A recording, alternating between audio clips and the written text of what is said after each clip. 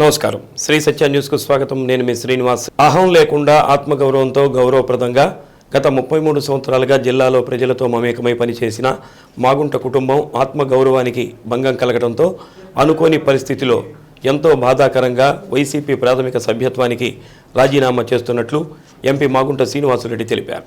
ఒంగోలు నగరంలోని మాగుంట కార్యాలయంలో మీడియా సమావేశం నిర్వహించారు. మాగుంట కుటుంబానికి 33 సంవత్సరాల క్రితం రాజకీయ జన్మనిచ్చింది ప్రకాశం జిల్లా ప్రజానికమని మాగుంట శ్రీనివాసురెడ్డి అన్నారు. దివంగత పార్లమెంటు సభ్యులు మాగుంట సుబ్బరామరెడ్డి 1991లో పార్లమెంటు సభ్యులుగా పోటీ చేసిన దగ్గర నుంచి వెనుకబాటుతనంతో పేదరికంతో ఉన్న ప్రజలకు ఉపయోగపడే పలు కార్యక్రమాలు అమలు చేశారని అన్నారు. సుబ్బరామరెడ్డి మరణానంతరం మాగుంట పార్వతమ్మ తరువాత నేను ఎంపీగా పోటీ చేయటం జరిగిందని అన్నారు.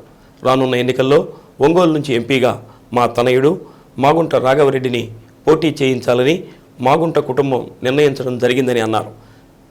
ఇప్పటికీ సుబ్బరామరెడ్డి చూపిన అడుగుజాడల్లో నడుస్తున్నామని అన్నారు. ఇప్పటికి ఒంగోలు పార్లమెంటు నుంచి 8 సార్లు 2 సార్లు ఎమ్మెల్యేగా ఒకసారి ఎమ్మెల్సీగా పోటీ చేయడం జరిగిందని అన్నారు. బీద ధనిక అని తేడా లేకుండా అందరినీ ఆప్యాయంగా మాగుంట కుటుంబం జిల్లా ప్రజలను ఆదరిస్తుందని అన్నారు. అనివార్య కారణాల వల్ల వైసీపీ పార్టీని వీడుతున్నామని తెలిపారు. ఇంతకాలం ఎంతో సహకరించిన సీఎం వై జగన్మోహన్ రెడ్డి ఎమ్మెల్యేలకు, ఎంపీపీలకు, జడ్పీటీసీలకు, ఇతర ప్రజాప్రతినిధులకు, వైసీపీ శ్రేణులకు కృతజ్ఞతలు తెలిపారు. పాత్రికేయ మిత్రులందరికీ నమస్కారాలు. మాగుంట కుటుంబం ఒంగోలు అంటే ప్రకాశం జిల్లాకు వచ్చి దాదాపు 33 సంవత్సరాలు 1991 సంవత్సరంలో జరిగిన పార్లమెంట్ ఎన్నికల్లో మా అన్నగారి కిరిశేషులు మాగుంట సుబ్బరామరెడ్డి గారు ఎంపీగా కూడా పోటీ చేసి మీ అందరి ఆశీర్వాదాలతో వారు గెలిచిన తర్వాత నుంచి బడుగు బీద ప్రజానీకానికి ఏం చేయాలి, మారుమూల ప్రాంతం ఒంగోలు అనేది ప్రకాశం జిల్లా అనేది వారు ఎప్పుడు కూడా ఆలోచిస్తూ ఆ తపనతోనే ఉండిపోయారు. వారు అకాల మరణం చెందిన తర్వాత మా వదినమ్మ గారు పార్వతమ్మ గారు ఉండటము ఎంపీగా కూడా, ఆ తర్వాత నేను మాగుంట శ్రీనివాసురెడ్డి కూడా ఎంపీగా ఉండటం అనేది కూడా మీరు చూశారు. ఈ 33 సంవత్సరాల్లో కాలంలో మాగుంట కుటుంబానికి రాజకీయ జన్మనిచ్చింది ఒంగోలు ప్రకాశం జిల్లా. ప్రకాశం జిల్లా ప్రజలతో మమేకమయ్యి ముఖ్యంగా ఎప్పుడు కూడా వారిని ఒక కుటుంబ సభ్యుల్లాగానే మాకున్న నివాసాలు మద్రాసులో ఉన్న, హైదరాబాద్లో ఉన్న, నెల్లూరులో ఉన్న, ఢిల్లీలో వచ్చినా కూడా ఒంగోలు వారు వచ్చారనంటేనే ఒక మంచి ఆప్యాయతతో కూడా చూడటం అనేది అలవాటు చేసుకున్నారు. ఇవన్నీ కూడా మాగుంట సుబ్బరామరెడ్డి గారు మాకు నేర్పించినది. ఆయన అడుగుజాడల్లో నడుచుకునే విధంగానే ఇన్ని సంవత్సరాలు కూడా మేము ప్రకాశం జిల్లా వాసులతో కూడా మమేకమై మా ఇంటికి వచ్చిన వాళ్ళ ప్రకాశం జిల్లా అంటే ఒక అతిథిగా ఎప్పుడు కూడా అనుకో, ఒక కుటుంబ సభ్యుడిగానే వారిని కూడా చూసుకొని ధైర్యంగా మాకి ఇప్పుడు ఒంగోలులో వచ్చినా ఇంకెక్కడికి వచ్చినా కూడా నేరుగా వంటిళ్ళకి వెళ్ళి వారు అక్కడ కాఫీ తాగటమో లేకపోతే భోజనం చేయటం అనే ఒక స్వతంత్రం ఏర్పడిపోయింది. ఈ 33 సంవత్సరాల రాజకీయ చరిత్రలో మాగుంట కుటుంబం 8 సార్లు పార్లమెంటుకి పోటీ చేయటము, 2 సార్లు అసెంబ్లీకి చేయటము, ఒకసారి ఎమ్మెల్సీగా కూడా పోటీ చేయటం కూడా జరిగింది. 11 పర్యాయాలు ఇక్కడంతా కూడా ఎన్నికల్లో కూడా పార్టిసిపేట్ కూడా జరిగింది. పేదతనంలో ఉన్నవాడు వచ్చినా కూడా, ధనికుడు వచ్చినా కూడా ఒకటే విధమైన ట్రీట్మెంట్ అనేది ఎప్పుడు కూడా ఉంటుందనేది అందరూ కూడా భావిస్తూ, ఈగో లేదు, we don't have ego, we got lots of self respect. అంటే అహం లేదు, ఆత్మగౌరవం ఎప్పుడు కూడా ఉంటుంది. ఒక రెస్పెక్ట్ అనేది ప్రతి ఒక్కరు కోరుకునేది ఏముంటుంది, గౌరవం. మా ఇంటికి వచ్చినప్పుడు ఆ గౌరవం ఇస్తుంటేనే అందరూ కూడా సంతోషంగా రాగలుగుతారు ఉన్నప్పుడు కూడా. అటువంటి గౌరవం కొరకే ఏంటంటే మాగుంట కుటుంబం ప్రకాశం జిల్లాలో ఇప్పటి వరకు కూడా గడుపుతూ ఉండింది. ఆ గౌరవాన్ని నిలబెట్టుకోవాలనే ఉద్దేశంతోనే ప్రతి ఒక్కరు కూడా జరుగుతున్న పరిణామాలకి వారు కూడా చెప్పటం అనేది కూడా మనం చూస్తూ వస్తున్నాం. రాబోయే ఎన్నికల్లో మాగుంట కుటుంబం ఒక నిర్ణయం కూడా తీసుకున్నది. మా వదినమ్మ గారు పార్వతమ్మ గారి ఆశీస్సులతో కూడా మా తనయుడు అబ్బాయి మాగుంట రాఘవరెడ్డి గారిని నెక్స్ట్ ఎలక్షన్లో ఒంగోలు ఎంపీ కూడా పొట్టి చేయాలనేది ఒక నిర్ణయం కూడా తీసుకోవడం కూడా జరిగింది. ఈరోజు మనం అందరం ఇక్కడ సమావేశమయ్యాం. ఆత్మగౌరవం అనేది మామూలుగా మనం ఎప్పుడు కూడా ఆలోచిస్తూనే వస్తున్నాం. ఈరోజు చాలా బాధాకరమైన విషయం. ఎటువంటి సమస్యల్లో మా విధంగా మాగుంట కుటుంబం అనేది మీ ముందుకొచ్చి ఈరోజు మీ ద్వారా కూడా ప్రజలందరూ కూడా తెలుపుకునేది ఏమిటంటే, ఇది ఆత్మగౌరవం సంబంధించింది. రెస్పెక్ట్ అనేదాన్ని ఎప్పుడు కూడా మనం కాపాడుకోవాల్సిన విషయం అనేది ఉన్నది కాబట్టి అనే దృష్టితోనే కొన్ని అనివార్య కారణాల వల్ల వైఎస్ఆర్ పార్టీని మనం వీడాల్సినట్టుగా కూడా వచ్చింది. అందుకే ఈరోజు అందరినీ కూడా సమావేశపరిచి ఈ 5 సంవత్సరాల కాలంలో ముఖ్యమంత్రి గారు జగన్మోహన్ రెడ్డి గారు కూడా వారు కూడా సహాయ సహకారాలు కూడా మాగుంట కుటుంబంకి అందింది. వారికి కూడా ధన్యవాదాలు తెలుపుతున్నాం. అదేవిధంగా గౌరవ శాసనసభ్యులకి, జడ్పీటీసీ మెంబర్లకి, ఎంపీపీలకి, సర్పంచ్లకి, వైఎస్ఆర్ కాంగ్రెస్ పార్టీ లీడర్స్కి, పార్టీ కార్యకర్తలందరికీ కూడా హృదయపూర్వకంగా వారందరికీ కూడా ధన్యవాదాలు కూడా తెలుపుకుంటూ, మాగుంట కుటుంబం ఎంతో బాధాకరంతో కూడా తెలపటం ఏంటంటే, మీరు ఇన్ని సంవత్సరాలు ఈ 5 సంవత్సరాలు కూడా అందరూ కూడా చాలా ఆప్యాయంగా ఆదరణతో కూడా మమ్మల్ని అందరినీ కూడా ఆదరించారు. ఉన్నప్పుడు కూడా ప్రకాశం జిల్లాలో మాగుంట కుటుంబాన్ని మరొకసారి కూడా ఆదరించేటట్టుగా కూడా ఆశీర్వదించమని ప్రకాశం జిల్లా వాసులందరూ కూడా కోరుకుంటూ, ఈరోజు వైఎస్ఆర్ కాంగ్రెస్ పార్టీకి రాజీనామా చేయటం అనేది కూడా జరుగుతున్నది. బాధాకరమైన విషయం ఇది. అయినా కూడా ఎందుకు చెప్పుకోవటం అని అంటే, ఒక ఆత్మగౌరవం సంబంధించి ఉన్నప్పుడు జనరల్గా చెప్పాల్సిన అవసరం అనేది కూడా వచ్చింది. కాబట్టి మీ ముందుకు నేను ఈరోజు వచ్చాను, కనబడ్డాను. Thank you very much. Municipal కార్మికుల సమస్యలను పరిష్కరించాలని దాదాపు నెల రోజుల పాటు రాష్ట్ర వ్యాప్తంగా ఉద్యమం చేపట్టిన నేపథ్యంలో మున్సిపల్ ఉద్యమానికి తల ఒగ్గి రాష్ట్ర ప్రభుత్వం సమస్యలు పరిష్కరిస్తానని హామీ ఇచ్చి నేటికి 3 నెలలు అయినా ఇంతవరకు సమస్యల పరిష్కారానికి చొరవ చూపలేదని ఏపీ మున్సిపల్ వర్కర్స్ యూనియన్ రాష్ట్ర ఉపాధ్యక్షుడు ఎస్డి సర్దార్ అన్నారు. ఒంగోలు నగర మున్సిపల్ వర్కర్స్ యూనియన్ నాయకులు శ్రీరామ్ శ్రీనివాసరావు, ప్రకాశం జిల్లా ఏఐటీయూసీ నాయకులు పివిఆర్ చౌదరి విమర్శించారు. ఒంగోలు మల్లయ్యలింగం భవన్లో జరిగిన మీడియా సమావేశంలో సమ్మెకాలానికి జీతం ఇస్తామని, ప్రభుత్వ పథకాలను మున్సిపల్ కార్మికులకు వర్తింప చేస్తామని చెప్పిన రాష్ట్ర ప్రభుత్వం ఇంతవరకు వాటిని పరిష్కరించడానికి చొరవ చూపలేదని విమర్శించారు. 3 నెలలైనా సమస్యల పరిష్కారానికి ప్రభుత్వం ఎందుకు ఆలస్యం చేస్తుందో అర్థం కావటం లేదని అన్నారు.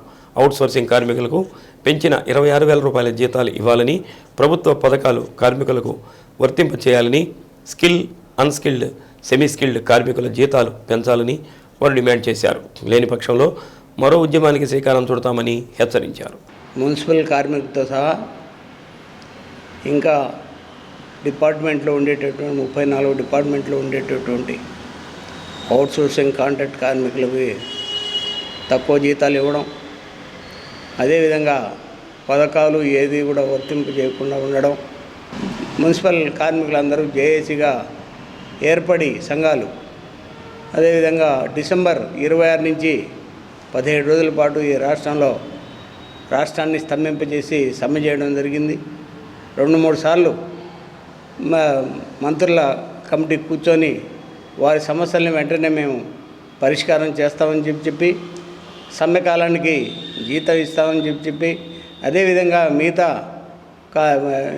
ఏదైతే హామీలు ఉన్నాయో ఆ హామీలు మొత్తం అమలు పరుస్తామని చెప్పి నచ్చజెప్పి మరి సమ్మెని విరమింపజేయడం జరిగింది. సమ్మె విరమించి మరి 3 నెలలు అయినప్పటికి కూడా ఇంతవరకు సమ్మెకాలపు జీతం కానీ ఉన్నటువంటి పథకాలు అమలు చేయడం కానీ అదేవిధంగా వాళ్ళకి ఇచ్చినటువంటి హామీల్ని అమలుపరచడంలో ప్రభుత్వం పూర్తిగా విఫలమైనటువంటి పరిస్థితిలో ఉద్యోగ కార్మికులందరూ కూడా నానా బాధలకు గురవుతున్నారు. అదేవిధంగా స్కిల్డ్, అన్స్కిల్డ్, సెమీ స్కిల్డ్ ఉన్నటువంటి జీవోని ఎక్కడ కూడా అమలుపరచకుండా మరి పారిశుద్ధ్య కార్మికులతో పాటుగా మిగతా కార్మికులు ఎవరైతే ఇతర డిపార్ట్మెంట్ మున్సిపాలిటీ చేస్తున్నారో వాళ్ళందరినీ చాలా ఇబ్బంది పెట్టేటటువంటి పరిస్థితులు వస్తూ ఉన్నాయి. కాబట్టి ఇప్పటికైనా ప్రభుత్వం తాను సమ్మెలో అంగీకరించినటువంటి అంశాలు ఏవైతే ఉన్నాయో మొత్తం అవి అమలుపరిచే విధంగా ఏదైతే గవర్నమెంట్ స్కీములు ఏదైతే ఉన్నాయో ఉన్నటువంటి కార్మికులు రిటైర్ అయిన తర్వాత కూడా ఆ స్కీమ్ వర్తించేటటువంటి పరిస్థితి లేదు. కాబట్టి ఆ స్కీము వర్తించే విధంగా ప్రభుత్వం తగు చర్యలు తీసుకోవాలని చెప్పి ఏఐటీసీగా ఈ సందర్భంగా డిమాండ్ చేస్తాం. రాష్ట్ర ముఖ్యమంత్రి వర్యులు జగన్మోహన్ రెడ్డి గారు బడుగు బలహీన వర్గాలు, ఎస్సీ ఎస్టీ బీసీ మైనార్టీ వర్గాలకు చెందినటువంటి లక్షలాది మంది మున్సిపల్ కార్మికులకి న్యాయం జరగాలంటే ఈ ఆప్కాసులో ఉన్నవారందరూ కూడా నవరత్నాల్లో భాగంగా ఇళ్ల స్థలాలు అందరూ కూడా ఒత్తిడి చేసే విధంగా ఉండాలి. అందుతో పాటు ఒంగోలు నగరం ప్రధానంగా పారిశుద్ధ్యం బాగుండాలంటే కార్మికుల సంఖ్య పెరగాలి. వాళ్ళకు కూడా 2 నెలలు 3 నెలలకి ఒకసారి జీతాలు రావడం జరుగుతూ ఉంది. ఇప్పుడు 2 నెలల నుంచి జీతం రాకపోగా పోయిన సమ్మెకాలానికి కూడా మీరు పనిచేయమని చెప్పి ఆర్డర్లు చేస్తూ ఉన్నారు. 17 రోజులు సమ్మెకాలానికి ఇచ్చినటువంటి హామీని ఒక్కటి కూడా అమలు జరగలేదు. వాళ్ళు రిటైర్డ్ అయినప్పుడు లేకపోతే చనిపోయిన కార్మికుడికి 5 లక్షల రూపాయలు ఇవ్వమంటే ఇవ్వలేదు. రిటైర్డ్ అయినప్పుడు 75,000 రూపాయలు ఇస్తామంటే అవి ఇవ్వటం లేదు. ఏది ఒక్కటి అడిగినా కూడా ఇప్పటికి కూడా పిఎఫ్లో ఉన్నటువంటి లోటుపాట్లు సవరణ చేయడానికి కూడా రకరకాల ఫోన్ నెంబరు తప్పు అంటారు, లేకపోతే ఆధార్ కార్డులో నెంబర్లు తప్పు అంటారు, లేకపోతే పిఎఫ్ నెంబర్ సరిగా లేదని అంటారు. ఏదో ఒక పేరుతోటి వాళ్ళు లబ్ధి పొందడానికి ఉపయోగపడే పద్ధతుల్లో రాష్ట్ర ముఖ్యమంత్రి గారు కలుగు చేసుకొని స్థానిక రాజకీయ నాయకులు కానీ అధికారులు కానీ మున్సిపల్ కార్మికులకు న్యాయం చేయాలని చెప్పి కోరుతా ఉన్నాం. ఈ 2 నెలల నుంచి ఆగిపోయినటువంటి జీతాలని వెంటనే రిలీజ్ చేయాలని చెప్పి మేము ప్రధానంగా మున్సిపల్ వర్కర్స్ యూనియన్ తరఫున డిమాండ్ చేస్తూ ఉన్నాం. మున్సిపల్ కార్మికులకి రావాల్సిన వేతనాలు వెంటనే చెల్లించేలా అధికారులు, రాజకీయ నాయకులు చొరవ చూపాలి. రెండవది, కోవిడ్ పేరు తీసుకున్న కార్మికులు ఉన్నారు. 100 మంది 150 మంది నుంచి 200 మంది పైన ఉంటారు. కోవిడ్ కార్మికులను తీసుకున్న కార్మికులకి నెలకి ఎవరైతే జీవో నెంబర్ 7 ప్రకారం 15,000 వేతనం ఆ కాంట్రాక్ట్ వర్కర్లకన్నా ఉంది. కానీ వీళ్ళకి 12,000 ఇస్తున్నారు. ఇప్పటికీ 4 సంవత్సరాల నుంచి అదే పరిస్థితి వస్తుంది. వాళ్ళ జీతాలు పెంచిన పాపాన్ని పోలా. ఈ ఆప్కాస్ కార్మికులని, కోవిడ్ కార్మికులను ఆప్కాస్ చేర్చాలంటే ఇంటింటి సర్వే మళ్ళీ జరగాల. అది కలెక్టర్ గారు చొరవ చూపాలా. అలా జరిగితేనే ఈ కోవిడ్ కార్మికులని ఆప్కాసులు చేర్చే అవకాశం ఉంది. అలాగే సంక్షేమ పథకం అమలు కావట్లేదు. ఈరోజు ఊరు మొత్తాన్ని ఉదయం లేచి చిమ్మి బాగు చేసే మున్సిపల్ కార్మికులు ఊరు బయట ఎక్కడో చిన్న చిన్న గుడిసెలు వేసుకొని ప్రభుత్వ స్థలాల్లో ఉండవలసిన పరిస్థితి ఉంది. కనీసం మున్సిపల్ కార్మికులకి ఇంటి స్థలం కూడా లేని పరిస్థితి ఉంది. కాబట్టి వెంబటనే అధికారులు, కలెక్టర్ గారు చొరవ చూపి ఒంగోలు నగరంలో ఉండే మున్సిపల్ కార్మికులందరికీ ఇళ్ల స్థలాలు ఫస్ట్ మీరు ఇచ్చే ఇళ్ల స్థలాల్లో వాళ్ళకి ప్రాధాన్యత ఇవ్వాలా.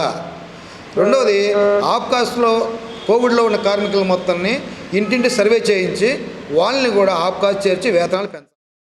నగరంలోని మామిడిపాలెం సమ్మర్ స్టోరేజ్ ట్యాంక్ వద్ద ఓడా నిధులతో ఏర్పాటు చేస్తున్న జిమ్, పార్క్, యోగా సెంటర్ నిర్మాణ పనులను చైర్పర్సన్ సింగరాజు మీనాకుమారి పరిశీలించారు.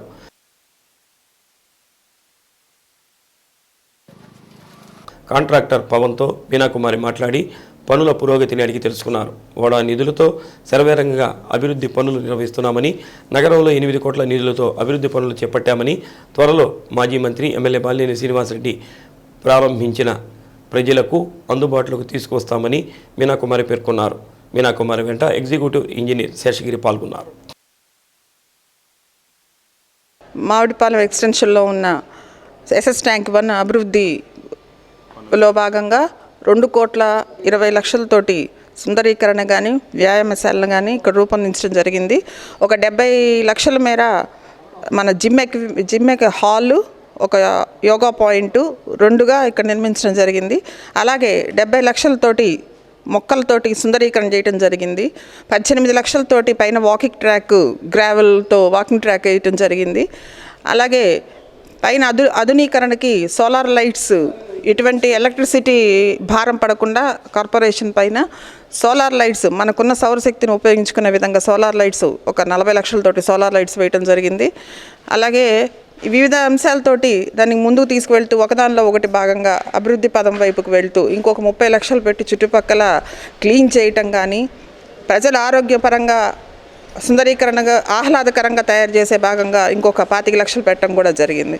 కాబట్టి ఒంగోలు ప్రజలందరూ కూడా ఇక్కడున్న వాతావరణాన్ని ఆనందిస్తూ ఆహ్లాదకర వాతావరణాన్ని ఆస్వాదిస్తూ వారి ఆరోగ్యాన్ని పెంపొందించుకోవాలని కోరుకుంటూ సెలవు తీసుకుంటాం. అలాగే ఈ పనులన్నీ కూడా అతి కొద్ది కాలంలోనే పని ముగించుకొని పూర్తి చేసి మన బాలినేని శ్రీనివాసరెడ్డి గారి చేతుల మీద ఉండగా ఒంగోలు ప్రజలకి అంకితం చేయడం జరుగుతుంది. లోక కళ్యాణార్థం జిల్లా ప్రజలందరూ సుఖ సంతోషాలతో ఉండాలని మహాచండీ హోమం నిర్వహిస్తున్నట్లు ఒంగోలు పార్లమెంటు సభ్యులు మాగుంట శ్రీనివాసరెడ్డి తెలిపారు. గత 3-4 రోజులుగా ఒంగోలు నగరంలోని మాగుంట నివాసంలో ప్రత్యేక పూజా కార్యక్రమాలు నిర్వహిస్తున్నారు. మంగళవారం నిర్వహించిన మహాచండీ హోమం కార్యక్రమంలో ఎంపీ మాగుంట శ్రీనివాసరెడ్డితో పాటు తనయుడు మాగుంట రాఘవరెడ్డి, సతీమణి చందన, కుటుంబ సభ్యులు పాల్గొన్నారు.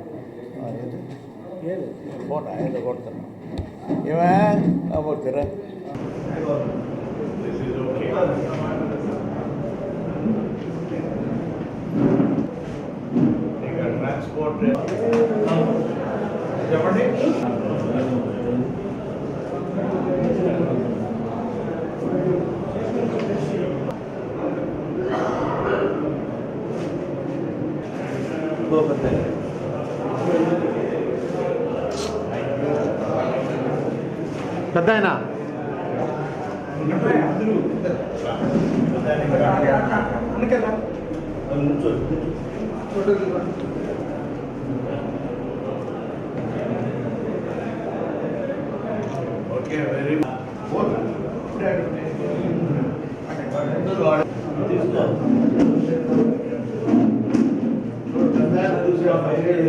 అందరికీ నమస్కారాలు. ఇవాళ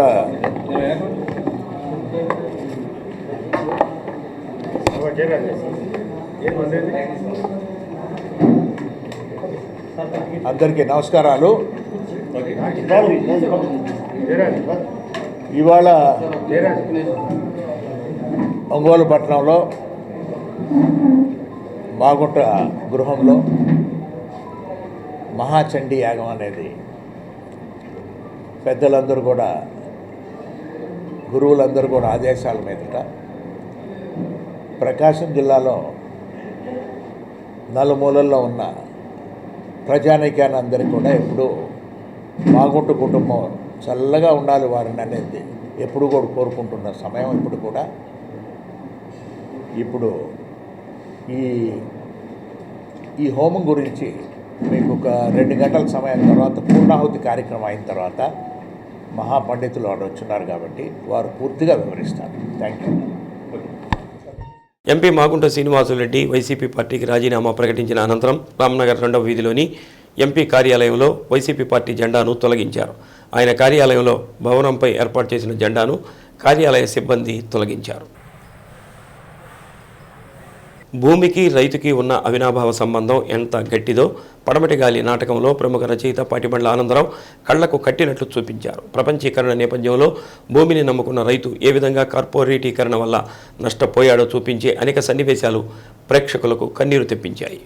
ఒంగోలు హైదరీ క్లబ్లో ప్రదర్శిస్తున్న పడమటి గాలి నాటకం ప్రేక్షకుల అభినందనలను చూడబడింది. నాటకంలోని ప్రతి సన్నివేశాలను ఎవరికి వారు తమకు జరిగిన సంఘటనల్లా గుర్తు చేసుకునే ఇతివృత్తంతో సాగిన నాటకం 2.5 గంటల సేపు ప్రేక్షకులను కట్టిపడేసింది. ఒంగోలులో జరుగుతున్న ఈ నాటకాన్ని చూసేందుకు ప్రేక్షకులు పెద్ద ఎత్తున తరలివచ్చారు. పడమటి గాలిలోని ప్రతి సన్నివేశం ఉద్వేగాన్ని, సన్నివేశాన్ని, ఆలోచనను రేకెత్తించాయి. కార్పొరేట్ వ్యవస్థ రైతులను ఏ విధంగా మోసం చేస్తుంది, పల్లె జీవితాన్ని ఏ విధంగా ఛిద్రం చేస్తుంది అనే అంశాలు నాటకంలో చక్కగా వివరించారు. ఎక్కడ నాటకం చూసిన అనుభూతి కాకుండా వాస్తవ సంఘటనలు చూసిన అనుభూతి కలిగిస్తాయి. నటీనటులు ఒకరికి మించి ఒకరు అద్భుతంగా తమ పాత్రల్లో జీవించారని చెప్పాలి. పడమటి గాలి నాటకం ఈరోజు కూడా హైదరీ క్లబ్లో ప్రదర్శిస్తున్నారు. విశ్రాంత ఐఏఎస్ అధికారి అంగలకుర్తి విద్యాసాగర్ నాటకాన్ని ప్రారంభించారు. నీకోసం ఒంగోలు నుంచి రంగనాయకులని ఒక ఆయన వచ్చాడు. కూడి తింటున్నా, కూగోలు వస్తున్నా.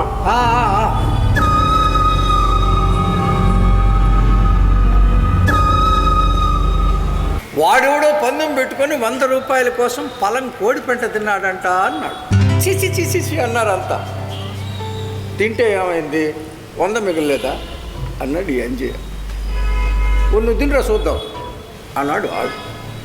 నువ్వు కనుక 5 ఎకరాలు రాసిచ్చేట్టయితే పొలం కాదు పావు కేజీ తింటారా అన్నాడు. ఏంటో మాట పెరిగింది. ఎవడు వెనక తగల మాట తప్పకుండా 10 మందిలో రాత కోతలతో కట్టడి చేసుకున్నారు. అంతే, ఇంకేముంది. పావు కేజీ కోడి పెంట అంజయ్య పస మింగేశాడు, పందెం గెలిచాడు, 5 ఎకరాలు కొట్టేశాడు.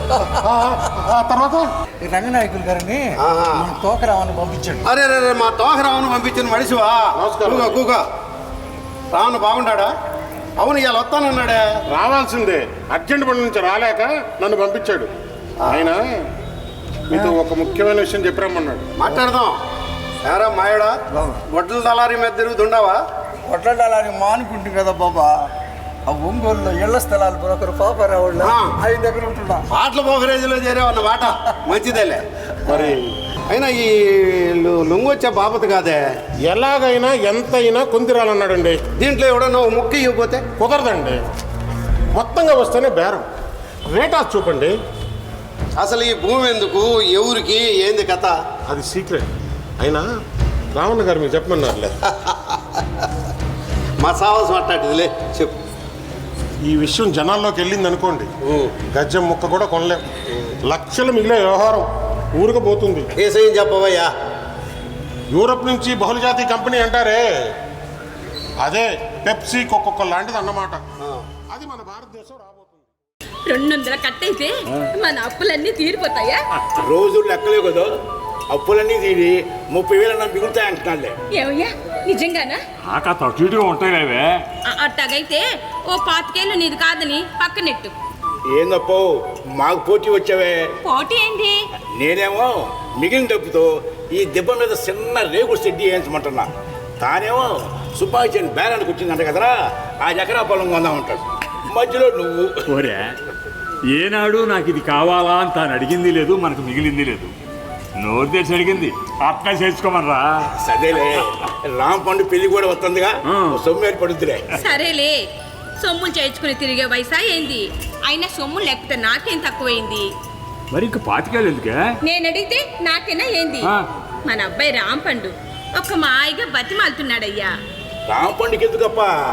అదేదో మోటార్ సైకిల్ అంటరా, అది కొనుక్కోవాలంట. ముచ్చతో కొడతా ఆడిని ఇద్దరిని. మోటార్ సైకిల్ వేసుకుని తిరగడానికి ఈయన గారు ఏమన్నా కలెక్టర్ ఉద్యోగం చేస్తున్నాడా?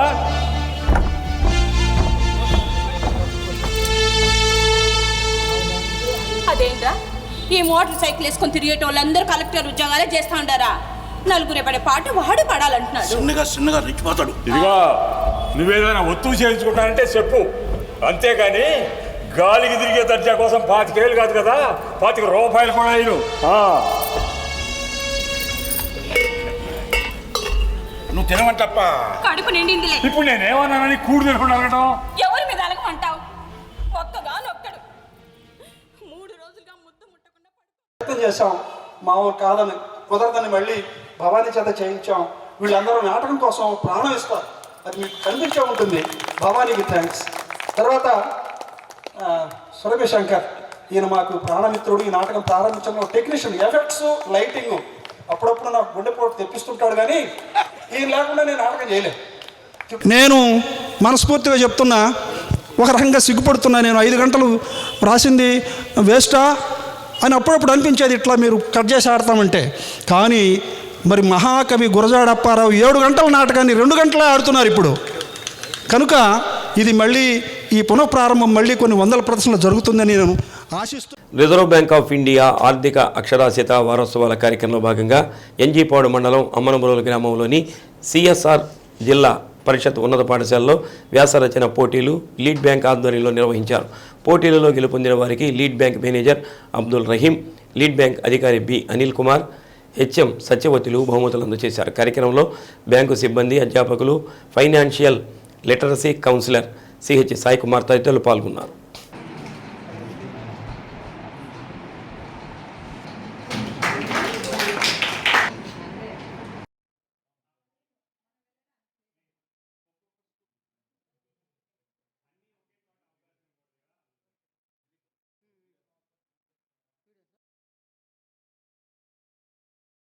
రిజర్వ్ బ్యాంక్ ఆఫ్ ఇండియా ప్రతి సంవత్సరము ఆర్థిక అక్షరాస్యత అనే కార్యక్రమం ద్వారా ఒక వారం ప్రోగ్రాం కండక్ట్ చేస్తుంది.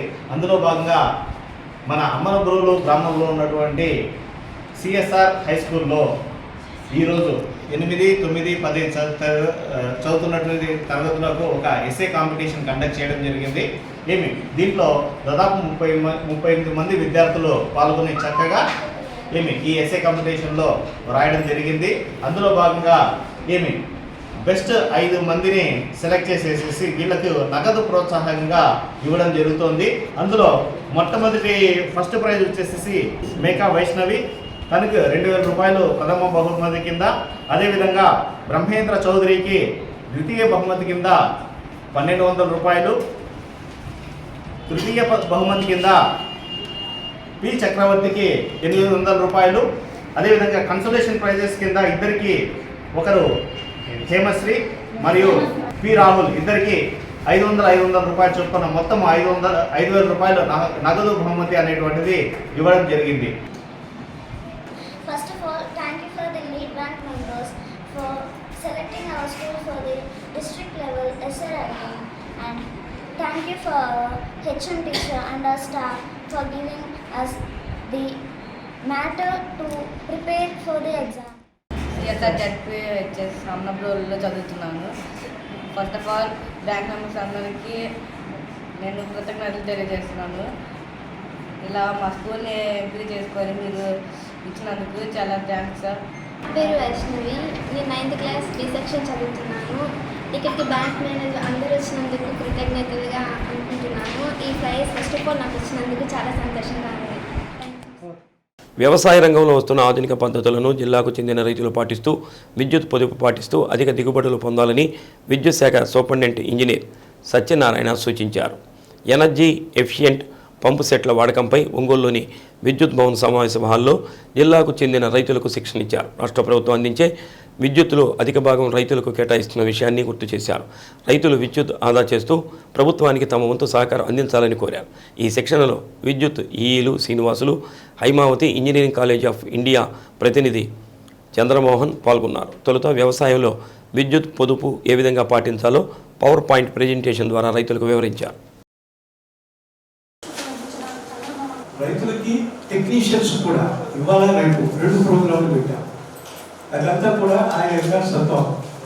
దానివల్ల ఎంత హెల్ప్ చేయాలా రైతులకి వాళ్ళకి అని దానివల్ల 2 days ఆయన స్పెండ్ చేస్తూ ఉన్నారు. యాక్చువల్గా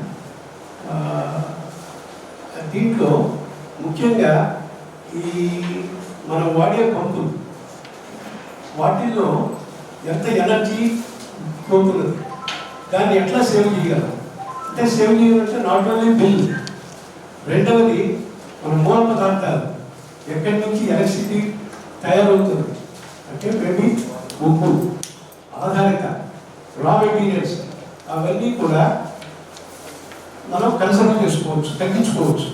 దానికని గవర్నమెంట్ ఆఫ్ ఇండియా ఈ స్కీమ్ 2015 ఒకప్పుడు పద్ధతికి ఇప్పుడు వచ్చిన వ్యవసాయంలో ఉండే అధునాతన పద్ధతికి చాలా మార్పు అనేది ఈ జనరేషన్ పోయిన జనరేషన్ అందరూ కూడా చూసే ఉంటారు.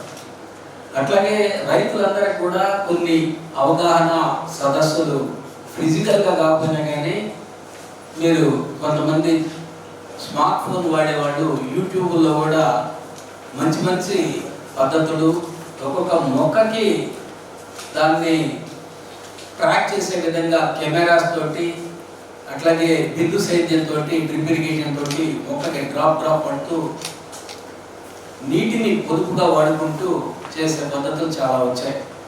అలాగే సైంటిస్టులు ఇప్పుడు చూసినట్లయితే ఏదైనా ఒక పొలం ఉంటే ఆ పొలంలో మట్టిని తీసుకువెళ్ళి దాంట్లో తేమ శాతం ఎంత ఉంది, దాంట్లో మిగతా మూలకాలు ఏ విధంగా ఉన్నాయి ఏంటి అని చూసి ఈ మట్టికి ఈ ఏరియాకి సంబంధించి ఈ పంటలు వేసుకుంటే బాగుంటుంది అనే సలహాలు సైంటిస్టులు ఎప్పటికప్పుడు మనకు ఇస్తున్నారు.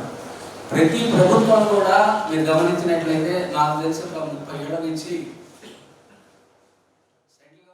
ఈ వ్యవసాయ రంగానికి మనకి ఇప్పుడు అందరికీ తెలిసిందే, జనరేషన్ కూడా మనకి సరిపడా లేకపోవడం వల్ల మనం విద్యుత్తును కొనుగోలు చేస్తున్నాం. విద్యుత్తును కొనుగోలు చేసినప్పుడు మనం ఎంతో కొంత ఎఫిషియెంట్ పంప్ సెట్స్ను వాడుకుంటే మనకి వాడే కన్జంప్షన్ కూడా తగ్గుతుంది.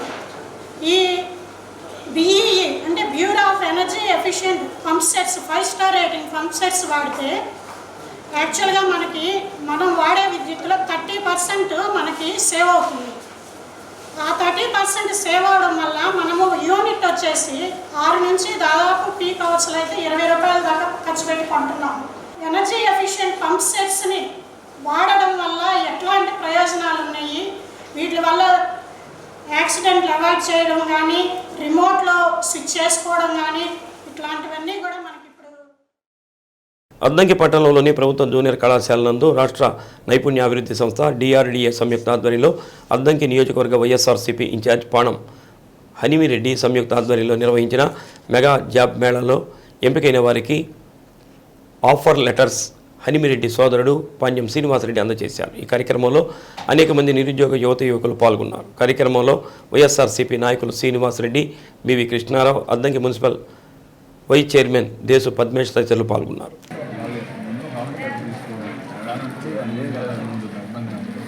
ఫస్ట్ ఆప్షన్ బాగుంటుంది.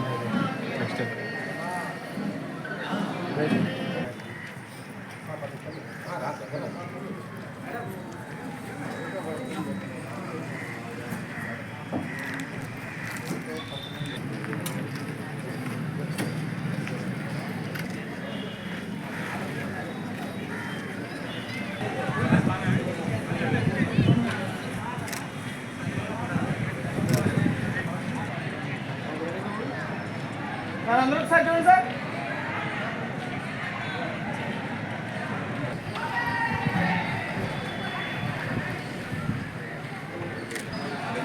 ఆయన లేచిపోయాడు, మా ఆవిడ లేచిపోయింది.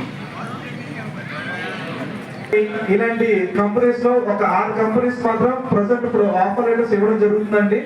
రిమైనింగ్ కంపెనీస్ ఎవరైతే ఉన్నారో ఆ కంపెనీస్ అందరూ సెలెక్ట్ చేసుకోవడం జరిగింది. అదే విధంగా ఫైనల్ రౌండ్ ఆఫ్ ఇంటర్వ్యూకి షార్ట్ లిస్ట్ చేయడం జరిగింది. వీరందరికీ ఆఫర్ లెటర్స్ కానీ ఇవన్నీ డైరెక్ట్ గా క్యాండిడేట్స్ మెయిల్స్ వస్తాయి. దీంతో పాటు వాళ్ళు ఫైనల్ రౌండ్ ఆఫ్ ఇంటర్వ్యూ ఎప్పుడు అటెండ్ అవ్వాలి, అదే విధంగా ఎప్పుడు జాయిన్ అవ్వాలి అనేది వాళ్ళకి డైరెక్ట్ ఇంటిమేట్ చేయడం జరిగింది HR రిప్రజెంటేటివ్స్. సో ఈ ఆఫర్ లెటర్స్ కానీ దీంతో పాటు సర్టిఫికెట్ వెరిఫికేషన్ కంప్లీట్ అయిన వాళ్ళకి మిగతా వాళ్ళందరికీ కూడా ఆఫర్ లెటర్స్ ఒక 1 వీక్ లో రిలీజ్ అవుతాయని చెప్పి అంతర్జాతీయ టైలర్స్ దినోత్సవాన్ని ప్రకాశం జిల్లా చేమకుర్తి టైలర్స్ అసోసియేషన్ యూనియన్ ఆధ్వర్యంలో ఘనంగా నిర్వహించారు. చేమకుర్తి బస్టాండ్ సెంటర్లో జరిగిన కార్యక్రమానికి ముఖ్య అతిథిగా నగర పంచాయతీ చైర్పర్సన్ గోపవరపు లక్ష్మీరాజ్యం, నగర పంచాయతీ కౌన్సిలర్ సోమశేషాద్రి టైలర్స్ జెండాని ఆవిష్కరించారు. ముందుగా కుట్టు మిషన్ సృష్టికర్త అయిన విలియమ్స్ ఓవే చిత్రపటానికి పూలమాలలు వేసి నివాళులర్పించారు.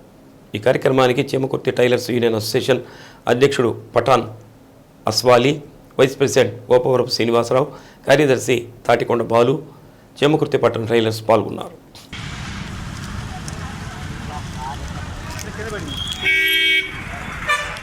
శ్రీ సత్య న్యూస్లో నేటి మాట. సాధించాలి అనుకుంటే పరువు వీడి ప్రయత్నం మొదలు పెట్టాలి, అంతేగాని పడుకొని పగటి కళల కంటే ఏమీ సాధించలేం. శ్రీ సత్య న్యూస్ ఇంతటితో సమాప్తం. నమస్కారం.